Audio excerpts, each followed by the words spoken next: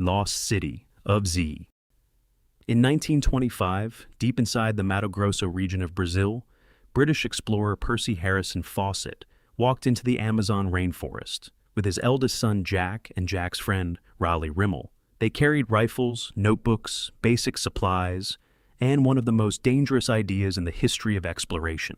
Fawcett believed that somewhere beyond the mapped rivers and hostile green walls of the jungle, there were ruins of an ancient city he called Zeed.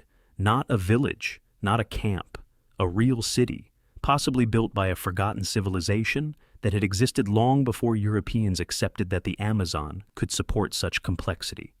The last known messages from Fawcett were calm, almost unnervingly confident. He wrote that the party was pushing forward and that there was no need for concern. Then the trail went silent. No bodies were recovered, no confirmed camp was found, no final diary appeared. 3 men vanished into one of the largest forests on Earth, chasing a city that may have been memory, myth, or something buried too deeply for the modern world to accept. Fawcett was not an ordinary treasure hunter. He had surveyed remote parts of South America for years and was known for surviving terrain that defeated other expeditions.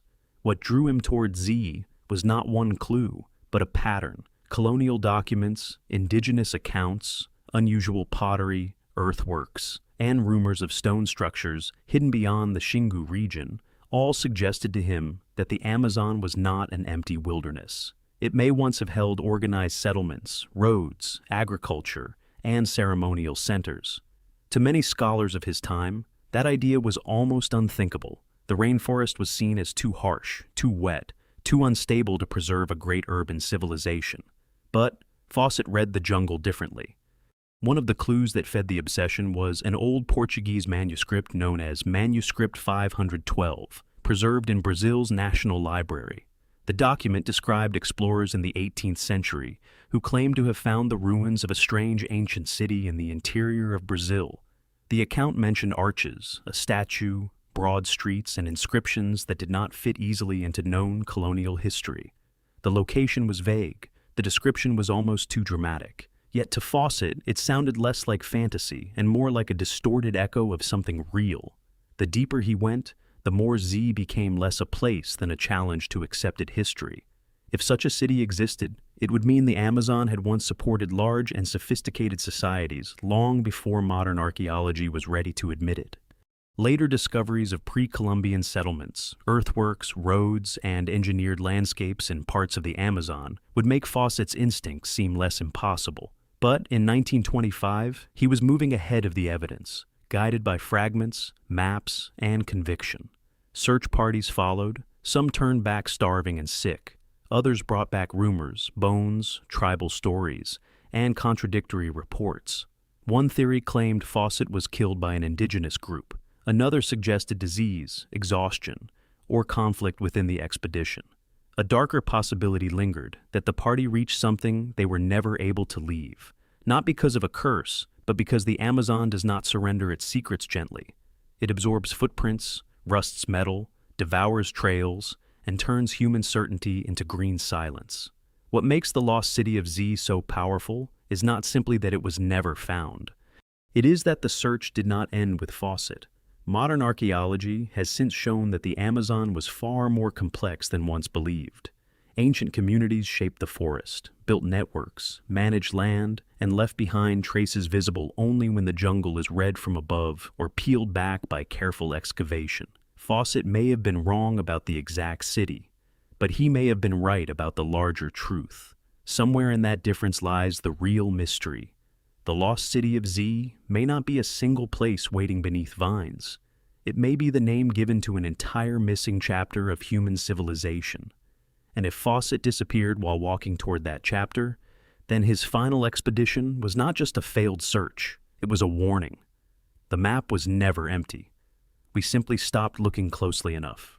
Zerzura. In 1835, while studying the desert traditions of Egypt, the English Egyptologist John Gardner Wilkinson recorded a strange account from an Arab traveler who claimed to have found an oasis far west of the Nile.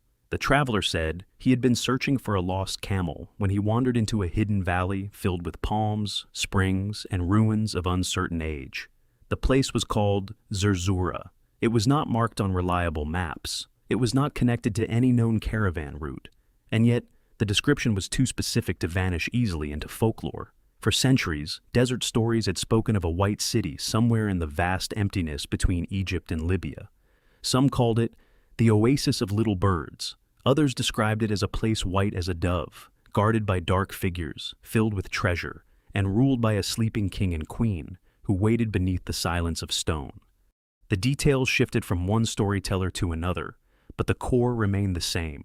Somewhere beyond the known oases, beyond Farafra, Dakhla, and Kufra, there was said to be a hidden place where water still lived and walls still stood.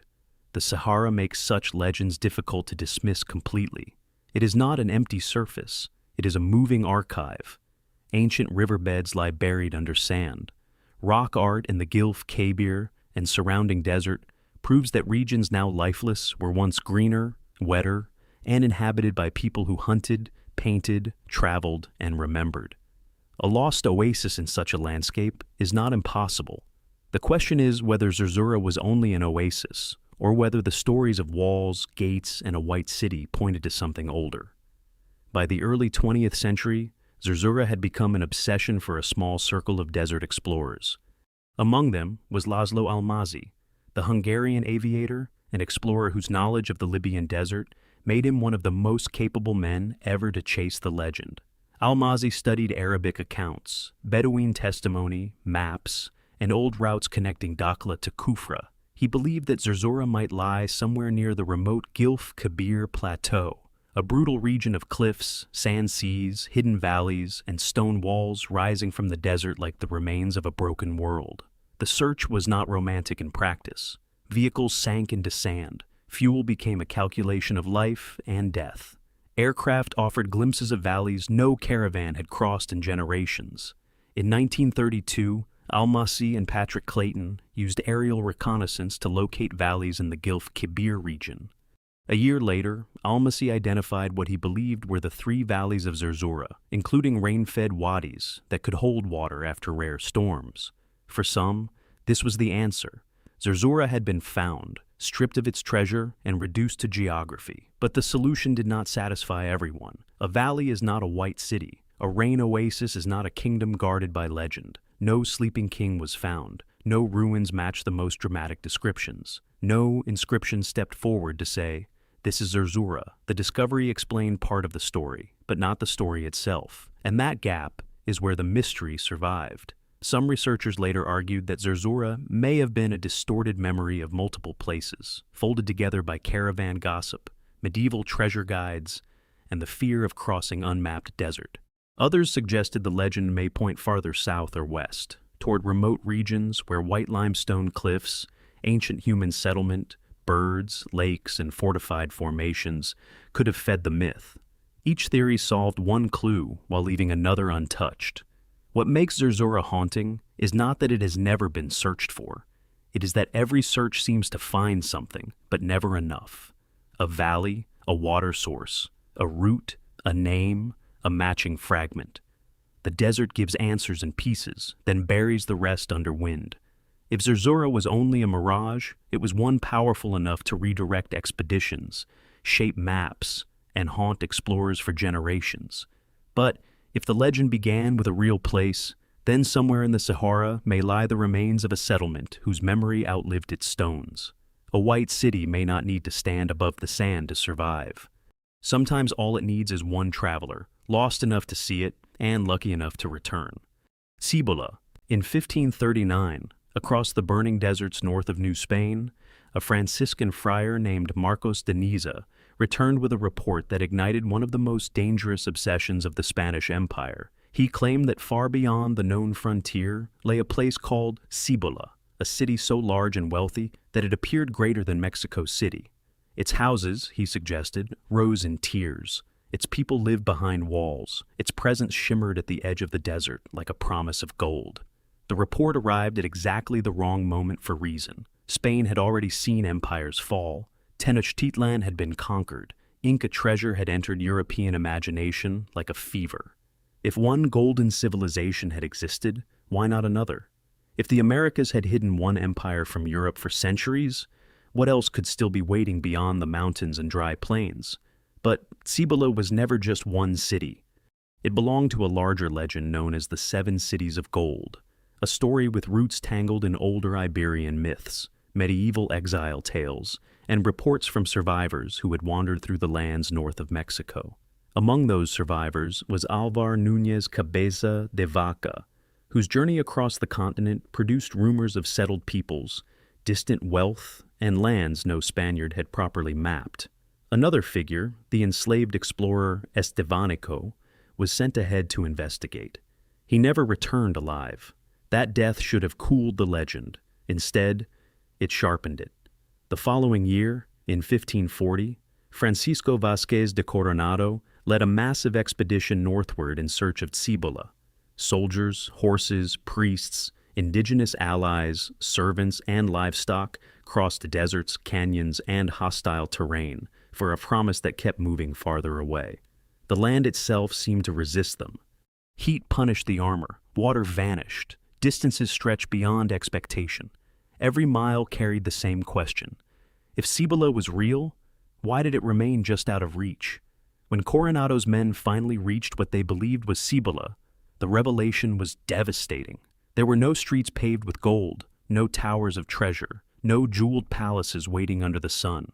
What they found were Zuni pueblos, impressive in their own right, built with skill and endurance in a harsh land, but nothing like the city Marcos de Niza had described. The Spanish had not found the golden capital of legend. They had found the human reality behind a rumor swollen by distance, greed, mistranslation, and desire. Yet the mystery did not end there. Once Cíbola failed to satisfy the hunger for gold, another story appeared. A man the Spanish called the Turk spoke of Quivira, a wealthy kingdom somewhere beyond the plains. Coronado followed the new rumor even farther, across immense grasslands toward what is now often associated with the central United States. Again, the city of wealth dissolved into ordinary settlement. Again, the empire had chased a phantom. But calling Cíbola a simple mistake may be too easy. The legend survived because it revealed something deeper than greed. It exposed how little the Spanish understood about the lands they entered. Pueblo cities were real. Trade networks were real. Roads, agriculture, astronomy, and architectural knowledge existed across regions Europeans had barely begun to see. The tragedy was that the Spanish were not looking for civilization. They were looking for gold. When they did not find it, they mistook disappointment for absence. The seven cities of Cíbola have never been found because perhaps they never existed in the form conquerors imagined. But that does not mean the legend was empty. It may have been a distorted reflection of real indigenous worlds, filtered through fear, ambition, broken translation, and imperial hunger. Somewhere between the golden fantasy and the adobe reality lies the real lost city. Not a place buried under sand, but a truth buried under conquest. If Cíbola teaches anything, it is that lost cities are not always lost because they vanish. Sometimes they are lost because the people searching for them cannot recognize what they have found. The City of Manoa. In 1595, deep in the fevered imagination of the European age of conquest, Sir Walter Raleigh sailed toward Guyana, chasing a city that no empire had ever confirmed, but no explorer could stop imagining. The city was called Manoa. To the Spanish, it became fused with the legend of El Dorado. To the English, it was a golden capital somewhere in the interior of South America. Said to stand near a vast inland lake called Paraíba, Raleigh did not describe it as a small tribal settlement or a rumor born from drunken sailors. He wrote of a great and golden city, rich enough to change the fate of kingdoms. The story arrived in Europe at a dangerous moment. Spain had already extracted unimaginable wealth from Mexico and Peru. The fall of the Aztec and Inca worlds proved that entire civilizations could remain unknown to Europe until conquest revealed them. That fact turned every jungle, mountain, and river into a possible vault. If Tenochtitlan had existed, if Cusco had existed, then why could Manoa not exist as well? According to the legend, Manoa lay somewhere beyond the Orinoco, near Lake Paraíba, a body of water so large that it appeared on European maps for more than a century. Cartographers drew it into the interior of Guyana with startling confidence. Some maps placed Manoa on its northern shore. Others shifted the lake south or east as reports changed. Each new failure to find it did not erase the city. It moved it. The unknown interior of South America became a screen onto which Europe projected gold, empire, and fear. The physical descriptions were always unstable, but they carried a strange consistency. Manoa was said to be wealthy, remote, and difficult to approach. Its rulers possessed gold not as ornament alone, but as a sign of political and ritual power. The surrounding region was described through rivers, savannas, mountains, and flooded plains that made travel nearly impossible. Men who searched for it faced heat, disease, hunger, hostile terrain, and the slow collapse of certainty. The farther they went, the more the city seemed to retreat behind water and green distance. Raleigh's expedition did not reach Manoa. Later, searchers did not confirm Lake Paraíba. By the 19th century, explorers and geographers increasingly dismissed the lake as a cartographic illusion, possibly inspired by seasonal flooding, indigenous accounts, misunderstood geography, or the vast wetlands and savannas of the region. The Great Lake vanished from serious maps. With it, the Golden City lost its most important anchor. But the disappearance of Lake Paraíba did not fully solve the mystery. A false map can still point toward a real misunderstanding. Indigenous societies across the Guianas and Amazonian borderlands had complex trade networks, ceremonial centers, and political landscapes that Europeans often failed to understand. What conquistadors heard as a city of gold may have been a distorted translation of ritual wealth, powerful chiefs, seasonal gatherings, or distant communities beyond colonial control. Manoa may never have existed as Raleigh imagined it, with golden walls and imperial streets. But it may have been built from fragments of real places that European greed enlarged into myth. That possibility is more haunting than a simple lie. It means Manoa was not merely invented. It was assembled from contact, rumor, desire, and the limits of European knowledge. Every failed expedition added another layer. Every map that printed Lake Paraíba gave the city more weight. Every explorer who returned empty-handed made the next one believe the truth lay just beyond the route already taken. The Golden City of Manoa has never been found because perhaps it was never one city. It may have been a moving target created where geography, indigenous testimony, imperial ambition, and hunger for gold collided. Yet, if even one part of the legend was rooted in a real lost settlement, then the story becomes far more than a colonial fantasy. It becomes evidence that South America's interior held worlds that outsiders could not properly read. Manoa may not be waiting beside a vanished lake. It may be buried beneath a much older mistake. The belief that a civilization only matters when conquerors can name it, loot it, and place it on a map. Kitezh. In the forests of central Russia, near the still waters of Lake Svetloyar, there is a legend about a city that did not fall, burn, or surrender. It disappeared. The city was called Kitezh, and according to old Russian tradition, it was once a sacred settlement, hidden deep among woods, lakes, and quiet roads far from the reach of ordinary power. Some versions describe it as a place of wooden churches, white walls, ringing bells, and people so devoted that the city itself seemed protected by something beyond military strength. The story becomes darker during the Mongol invasion of Rus in the 13th century. Batu Khan and his forces, having already devastated other towns, were said to have learned of Kitezh from a captured prisoner. Guided through the wilderness, the invaders approached the city expecting resistance, but when they arrived, they found something impossible. The gates were open. The people were not armed. No defensive wall stood ready. No soldiers formed at the entrance. The citizens were praying. Then the ground began to change. According to the legend, water rose from beneath the earth, surrounding Kitezh as if the lake itself had awakened to protect it. The invaders watched as the city sank slowly out of reach, not in panic, but in silence. Churches, homes, towers, and streets descended beneath the water of Lake Svetloyar. The last thing heard was the sound of bells, not bells of warning, but bells of departure. Kitezh did not vanish because it was destroyed. It was hidden. For centuries, pilgrims came to Lake Svetloyar believing the city still existed beneath the surface, visible only to the pure of heart. Some claimed that on quiet nights, when the wind stopped and the water became perfectly smooth, bells could still be heard from below.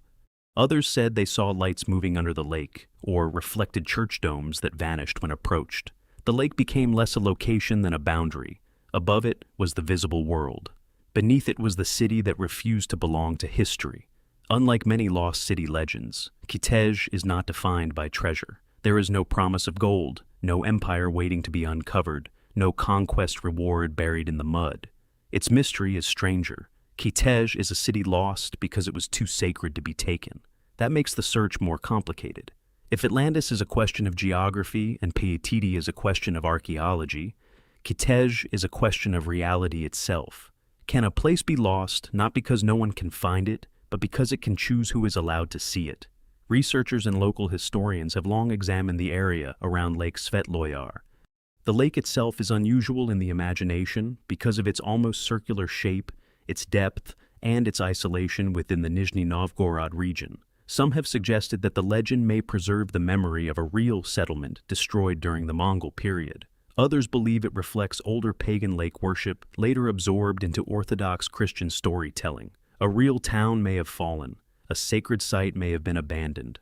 A trauma may have become a miracle because the human mind could not accept another massacre. But the evidence remains elusive. No confirmed sunken city has been documented beneath Lake Svetloyar. No streets have been mapped. No church foundations have been raised from the lakebed. Searches have produced debate, speculation, and occasional claims, but nothing strong enough to pull Kitezh from legend into established history. The city remains where it has always been, suspended between faith, memory, and water. That uncertainty is precisely why Kitezh endures. A city destroyed by invaders becomes history. A city swallowed by the earth becomes archaeology. But a city that disappears while its bells continue ringing becomes something more dangerous. It becomes a challenge to the assumption that all lost places are waiting to be found by instruments, divers, maps, or machines. Kitezh suggests another possibility. Some places may survive only by withdrawing from the world that would destroy them. If Kitezh began as a real settlement, then its disappearance may encode the memory of invasion, spiritual resistance, and cultural survival. If it was never physically real, then its power is even more unsettling because generations still walk to the lake, listen to the silence, and believe that beneath the dark water, a hidden city continued to pray. The most haunting part of the legend is not that Kitezh vanished. It is that the people who search for it are told to listen, not dig. Because if the bells ever rise clearly from Lake Svetloyar, the city may not be asking to be found. It may be warning that the world above has not changed enough to deserve it. City of Caesars. In the 16th and 17th centuries, along the cold southern edge of South America, Spanish explorers began hearing stories of a city hidden somewhere beyond the known frontier of Patagonia. It was not supposed to be a native village. It was not described as a temporary camp or a mountain refuge. The account spoke of a settled city with walls, churches, towers, paved streets, and people who lived in wealth beyond anything the windswept landscape seemed able to support. Its name changed from one report to another. Ciudad de los Césares, the city of the Caesars, Trapalanda, the wandering city. But the mystery remained the same. Somewhere in the vast emptiness of the south, a civilization was said to exist where no European map could place it. The legend grew in a region that already seemed designed to defeat certainty. Patagonia was immense, harsh, and poorly understood by outsiders. Mountains rose like broken teeth. Glaciers cut through stone. Steppe winds could flatten a rider and erase tracks within hours. Lakes stretched into silence. Forests swallowed valleys. A city could hide there, or a rumor could survive there for centuries, protected by distance alone. Several origin stories fed the myth. One claimed the city was founded by survivors of a shipwreck, Spanish castaways who escaped into the interior and built a hidden colony far from imperial control. Another version linked it to Inca refugees fleeing south after the collapse of their empire, carrying treasure, sacred objects, and technical knowledge into lands the conquistadors could not dominate. A third tradition suggested something even stranger, that the city predated both Spain and the Inca, and that later stories merely attached familiar names to something much older. What made the city of the Caesars difficult to dismiss was the repetition of the reports. Missionaries, soldiers, indigenous informants, and frontier travelers all carried variations of the same idea. A city beyond the Andes, a place of abundance. People dressed in fine clothing, bells ringing from churches that no official mission had built, white walls visible in the distance, then gone when approached. Some accounts placed it near the Andean lakes. Others pushed it deeper into Patagonia, toward regions that remained almost unreachable for centuries. The descriptions were always unstable, but never completely random. The city seemed to move with the frontier. When explorers advanced, it retreated farther south. When maps improved, the legend slipped beyond the edge of the newly mapped land. That movement made skeptics call it fantasy, a colonial mirage born from greed and exhaustion. But it also gave the story its unsettling power. The city of the Caesars did not behave like a lost ruin, waiting in one fixed place. It behaved like a memory that refused to be pinned down. Expeditions were organized to find it. Some followed indigenous trails through the Andes. Others moved through lake districts, valleys, and remote passes, hoping to locate a settlement whose wealth might rival the cities already conquered farther north. Most found nothing except hardship, snow, hunger, conflicting testimony, landscapes too vast to search completely. A few returned with stories of lights seen at night, distant structures glimpsed across water, or native guides who refused to continue beyond certain ridges. None produced proof. There was no confirmed wall, no recovered inscription, no map that ended the argument, yet the absence of evidence never fully killed the legend because Patagonia itself kept the possibility alive. For centuries, large parts of the region remained beyond firm colonial control. Even when explorers crossed it, they did not fully know it. A hidden settlement, a forgotten refuge, or the remains of an older culture could have existed without leaving the kind of evidence European officials were prepared to recognize. The more disturbing possibility is that the city of the Caesars was never one city at all. It may have been a fusion of shipwreck memories, indigenous geography, Inca survival legends, missionary hope, and colonial greed. But even that explanation does not empty the myth. It suggests that the southern frontier was filled with fragments of lost histories, each too small to stand alone, but powerful enough together to create a city no one could stop searching for. If the city of the Caesars existed, it would mean Patagonia hid a chapter of post-conquest or pre-conquest history still missing from the record. If it did not, then the legend reveals something equally haunting. Explorers were willing to cross some of the most unforgiving land on Earth for a city built from whispers. And somewhere between those two possibilities, the city still stands. Not on a map, but in the cold distance where every expedition ran out of certainty. Iram, in the ancient deserts of Arabia, long before satellites traced the empty quarter from above, travelers carried stories of a city that had been erased so completely that even its ruins seemed afraid to remain. The city was called Iram of the Pillars. In Islamic tradition, it was associated with the people of Ad, a powerful civilization said to have built towering structures in the desert before vanishing under divine judgment. The descriptions were brief but unforgettable. A city of lofty pillars, immense wealth, and arrogance so great that the desert itself became its grave. Unlike Atlantis, Iram was not imagined beneath the sea. Unlike Paititi, it was not hidden under jungle canopy. Iram belonged to the sand. That made it more difficult to deny and more difficult to find. The Arabian desert does not destroy in a single motion. It erases slowly. Roads disappear, wells dry out. Walls become ridges, names detach from places. A city can fall, be buried, and then survive only as a warning, spoken around fires by people who never saw it with their own eyes.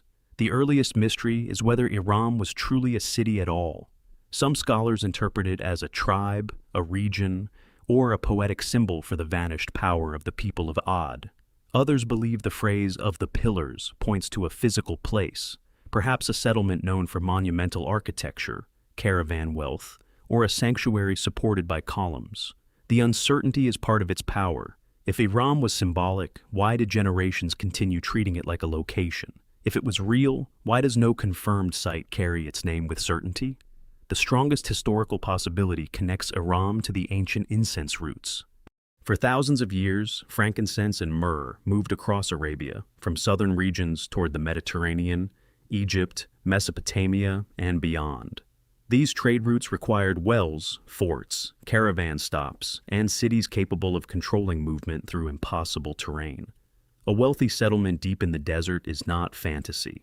It is exactly the kind of place trade could create, as long as water, power, and secrecy held together. In the late 20th century, attention turned toward the region near Shisar in Oman, where satellite imagery and ground surveys helped identify a collapsed site associated by some researchers with the legendary Ubar, often linked in popular imagination with Iram. The location showed signs of ancient occupation and caravan activity, including a fortress-like structure that may have fallen into a sinkhole after the underground water source failed. For many, this seemed like the long-awaited answer, a desert trading post swallowed by geology, then inflated by legend into a city of pillars. But the identification remains debated. Ubar is not automatically Iram. A collapsed oasis fort is not necessarily the lost city described in sacred tradition. The ruins near Shisar may explain how a powerful desert settlement could disappear, but they do not close the case. Iram remains larger than one excavation. It is a name that hovers over the entire Arabian desert, attached to the possibility that a major civilization once stood where modern eyes see only heat and distance.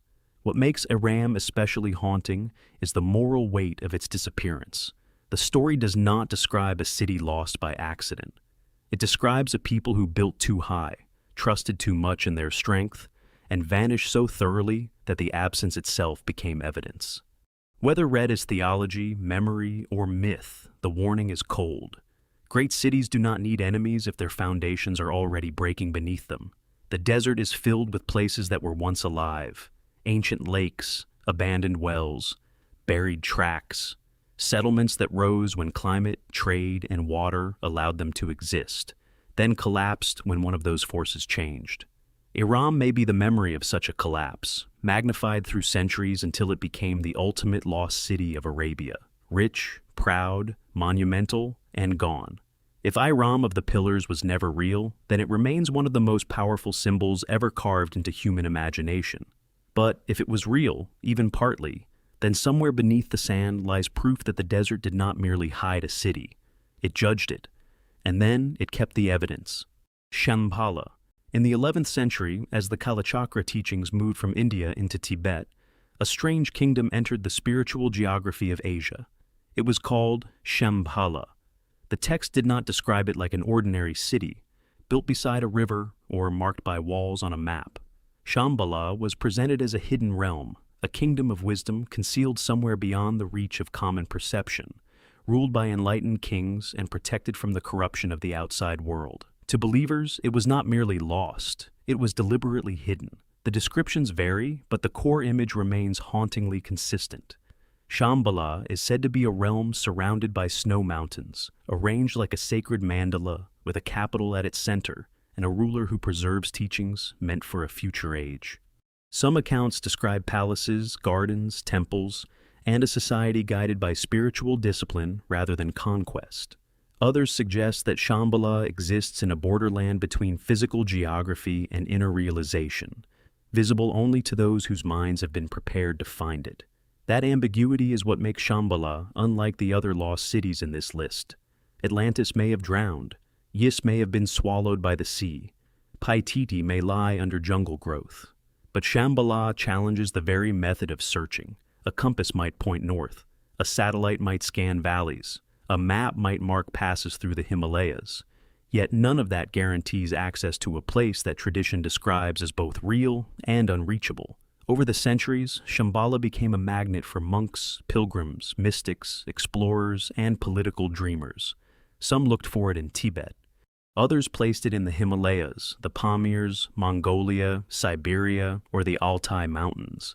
The suspected locations kept shifting, not because the legend weakened, but because the idea of Shambhala seemed too large for one valley. It became a hidden center of the world, always beyond the last ridge, always protected by distance, snow, silence, or karma. In the 20th century, the Russian artist and explorer Nicholas Roerich helped bring Shambhala into modern fascination. During his expeditions across Central Asia in the 1920s, Roerich collected legends of hidden masters, secret valleys, and a sacred kingdom known across different cultures under different names. His paintings showed mountains lit from within, blue shadows, white peaks, and distant monasteries that seemed less built than revealed. To some, Rorik was recording folklore. To others, he was following traces of a real hidden tradition stretching across Asia. But if Shambhala is real in a physical sense, why has no confirmed expedition ever found it?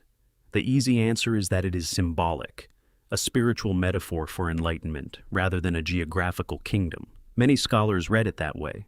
Yet the problem is that the texts often treat Shambhala with a strange specificity. They speak of rulers, lineages, directions, wars, teachings, and a future time when its forces will emerge to restore balance. The kingdom is mystical, but not vague. It is hidden, but not empty. This tension has kept the mystery alive. There are also historical reasons a legend like Shambhala could preserve something older. Central Asia has seen vanished kingdoms, buried monastic centers, desert routes, mountain fortresses, and lost libraries. Empires have risen and collapsed across regions that remain difficult to access even now. A real kingdom, monastery network, or protected valley could have been transformed over centuries into a sacred geography. What began as a place may have become a doctrine. What began as a hidden community may have become a world behind the world. Yet, Shambhala resists reduction. If it is only a myth, it is one of the most enduring myths of hidden knowledge ever created. If it is a real place, it has evaded conquerors, cartographers, colonial officers, spies, mountaineers, satellites, and seekers for nearly 1,000 years. That kind of survival demands either perfect secrecy or a different kind of existence entirely. The most unsettling possibility is that Shambhala was never meant to be found by ordinary exploration. Perhaps the story is not asking where the kingdom is, but what kind of world would force wisdom to hide itself. In that reading, Shambhala becomes more than a lost city. It becomes an accusation. Somewhere beyond the snowline, beyond maps and military borders, the hidden kingdom is still said to wait, not because humanity cannot reach it, but because humanity may not yet be allowed in.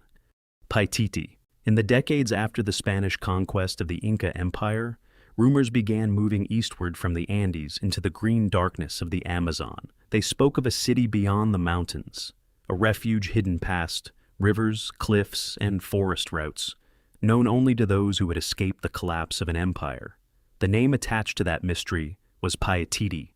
Some called it a lost Inca city. Others imagined it as the final sanctuary of the old rulers, a place where gold, sacred objects, royal bloodlines, and forbidden knowledge were carried before Spanish hands could reach them. Unlike cities lost to the sea or the desert, Paititi is lost inside abundance. The Amazon does not hide things by emptiness, it hides them by excess.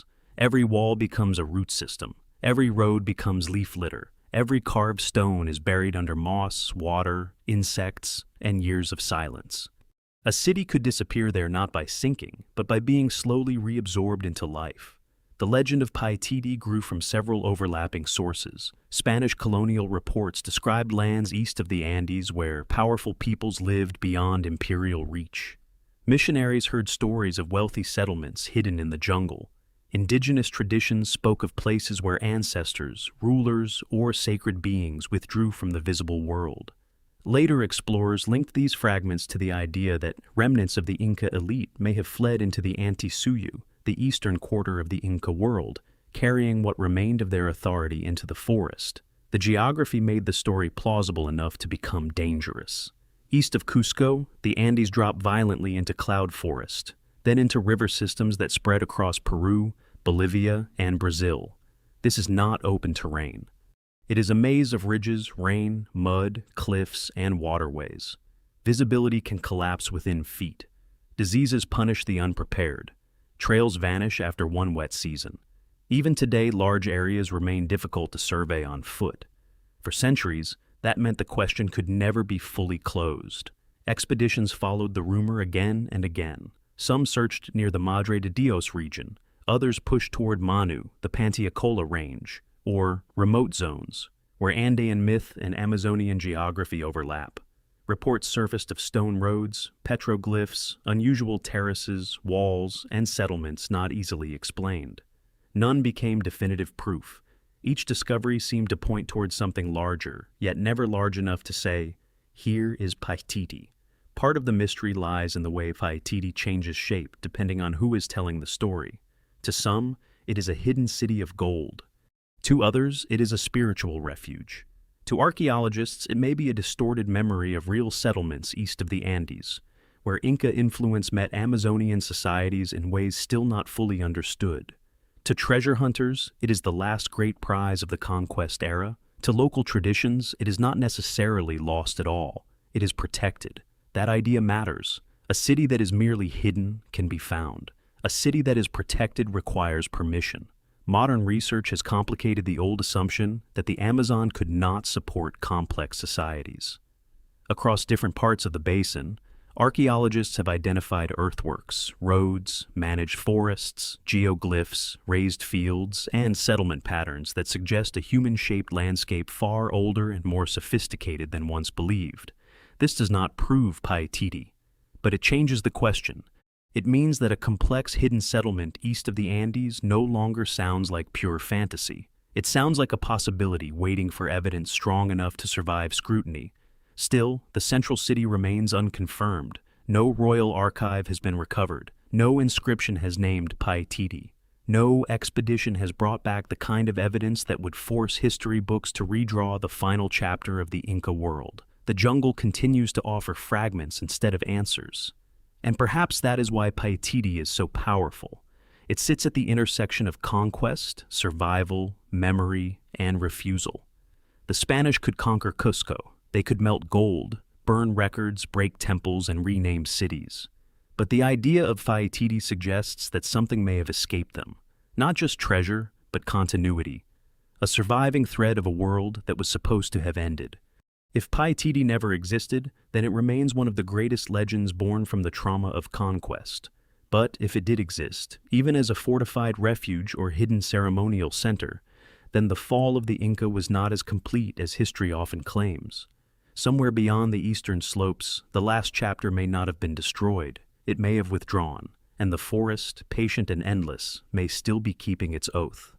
Atlantis, around 360 B.C.E., in the philosophical dialogues of Plato, an island empire appeared in human memory with the weight of a warning. Its name was Atlantis. Plato did not describe it as a vague wonderland or a dream city beyond the horizon. He gave it geography, politics, military power, engineering, sacred rituals, and a catastrophe so sudden that it would haunt civilization for more than 2,000 years. Atlantis, he wrote, had stood beyond the Pillars of Heracles, ruling over a vast island larger than Libya and Asia as they were understood in his time. Then, in a single terrible day and night, it disappeared beneath the sea. That is where the problem begins. If Atlantis were only a myth, it should have behaved like one. It should have drifted into poetry, softened into metaphor, and remained safely inside philosophy. Instead, it became a map no one could stop trying to read. Generations of scholars, mystics, explorers, geologists, and treasure hunters have searched for the island empire in the Atlantic, the Mediterranean, the Caribbean, the North Sea, the Azores, the Strait of Gibraltar, and beneath the waters near Santorini. Every theory claims to solve one part of Plato's description. None solve all of it. Plato's account is unusually precise. Atlantis was said to contain concentric rings of land and water, a central palace, temples, canals, docks, walls plated with metals, and a powerful navy capable of threatening the ancient Mediterranean world. Its people were not described as primitive. They were organized, wealthy, technically skilled, and dangerously ambitious. Their fall was not merely geological, it was moral. Atlantis collapsed after becoming corrupted by power, as if the city's physical destruction was the final expression of an inner decay. This makes Atlantis different from most lost cities. It is not only a place, it is a civilization judged by disaster. The strongest historical comparisons often point toward the Bronze Age Aegean, especially the Minoan civilization, and the catastrophic eruption of Thera, now Santorini, around the 2nd millennium BCE. That eruption devastated a major island culture, triggered tsunamis, and left behind the image of a sophisticated maritime world wounded by nature. The connection is tempting, a powerful island culture, a volcanic catastrophe, a memory that could have traveled through Egypt into Greek tradition. But there are problems. The dates do not match Plato cleanly. The geography is wrong unless the account was distorted. Santorini was not beyond the Pillars of Heracles, and the Minoans were not the imperial enemy Plato described. Other theories push Atlantis westward. Some place it near the Azores, arguing that the mid-Atlantic once held landforms now submerged. Others search near Spain and Morocco, around the marshlands of Doñana, where ancient floods and shifting coastlines could have swallowed settlements. Still others look to the Atlantic shelves, where rising sea levels after the Ice Age submerged coastal landscapes that once supported human life. Each location offers a fragment: water, destruction, rings, old settlement, sudden burial. But Atlantis remains whole only in the text. That is the central frustration. The city is too detailed to dismiss easily, yet too elusive to confirm. No inscription has been found naming Atlantis. No temple wall has risen from the seabed, with Atlantean symbols carved into stone. No confirmed harbor, palace, canal ring, or metal-plated wall has been recovered from the ocean floor. The archaeological record has produced lost cities, drowned landscapes, and collapsed cultures, but not the island empire exactly as Plato described it. Atlantis survives in the space between evidence and possibility. And perhaps that was always its purpose. Plato may have intended Atlantis as a political allegory, a mirror held up to Athens, showing how even a magnificent civilization could rot from within. But allegories often borrow their power from memory. A fictional city can be invented. A believable catastrophe usually comes from somewhere deeper. Maybe Atlantis was never one city. Maybe it was a compression of older disasters, volcanic eruptions, tsunamis, vanished ports, drowned coastlines, and the cultural trauma of civilizations that fell faster than anyone expected. That possibility is more unsettling than a simple answer. It means Atlantis may not be hidden in one place. It may be scattered across many ruins, many floods, many memories, all fused into a single name. If Atlantis is ever found, history will not merely gain a lost island. It will gain proof that one of humanity's oldest warnings was anchored in reality. And if it is never found, the warning remains just as sharp. A civilization can become rich, powerful, brilliant, and admired, yet still disappear so completely that future generations argue over whether it ever existed. Atlantis may be lost beneath the sea, or it may be buried inside the fear that every civilization carries but refuses to name. The fear that the world can end in one day and one night, and leave behind only a story.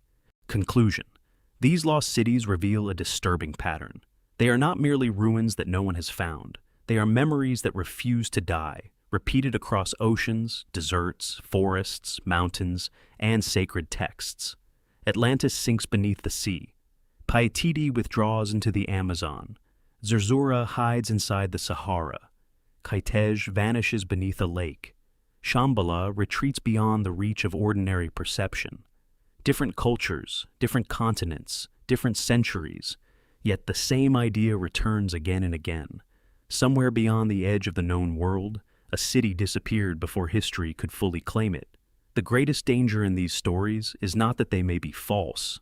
It is that one of them may be partly true.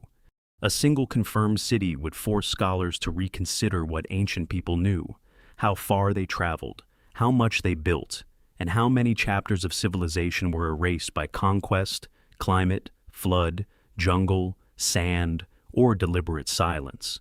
Every missing wall, every lost map, every oral tradition dismissed as fantasy may represent a fragment of a past too complex to fit inside the version of history we inherited. Perhaps some of these cities were myths. Perhaps others were real places distorted by fear, distance, and time.